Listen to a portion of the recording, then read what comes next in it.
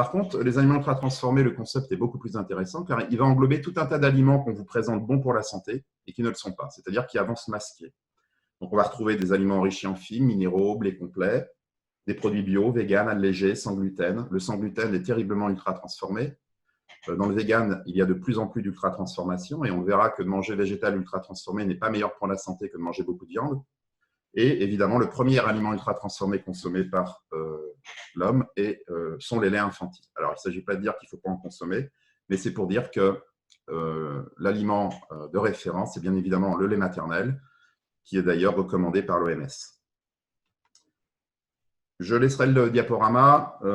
C'est vrai que la diapo est un peu dense. C'est juste toutes les études qui ont été réalisées sur une consommation régulière et ou excessive d'aliments ultra transformés à la santé.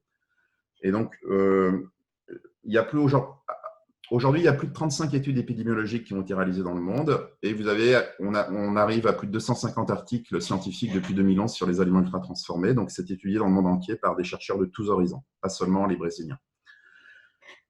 Alors, sur la diapo précédente, vous verrez toutes les maladies qui sont associées à cette consommation accrue d'aliments ultra transformés.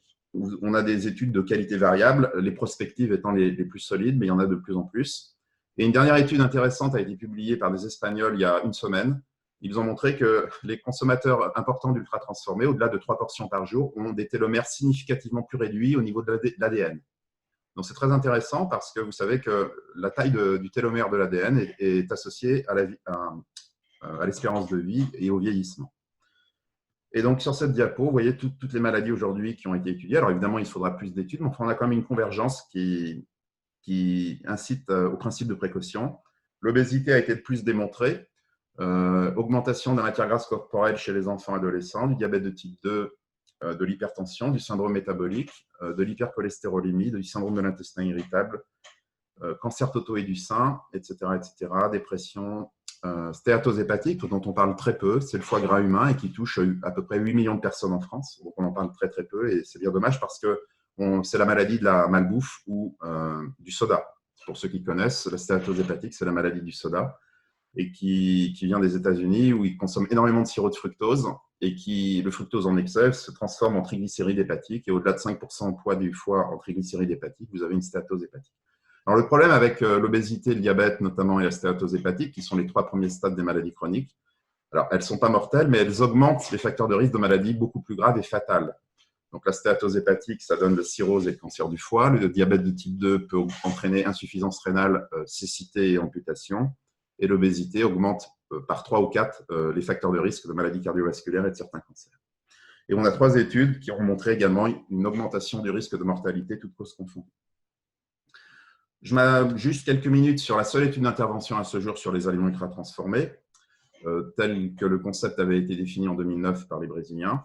Donc, ils ont pris 20 adultes en surpoids modéré qui ont été invités à manger un repas essentiellement ultra transformé ou essentiellement peu transformé. Donc, en bleu, c'est l'ultra transformé. Donc, vous voyez que le premier groupe a consommé ultra transformé pendant 14 jours et ensuite a basculé dans le peu transformé et inversement pour le groupe. Donc, ils ont croisé les régimes. Et sur le schéma de droite, vous voyez donc en bleu la consommation énergétique qui a été sur 14 jours significativement plus élevée dans le groupe ultra transformé, de 20% plus élevée en seulement 14 jours. Et ce plus 20% d'énergie, c'est essentiellement du gras et du sucre. Vous voyez ici, les plus 20%. En vert, on voit que c'est avant tout, en vert et bleu, le gras et le sucre.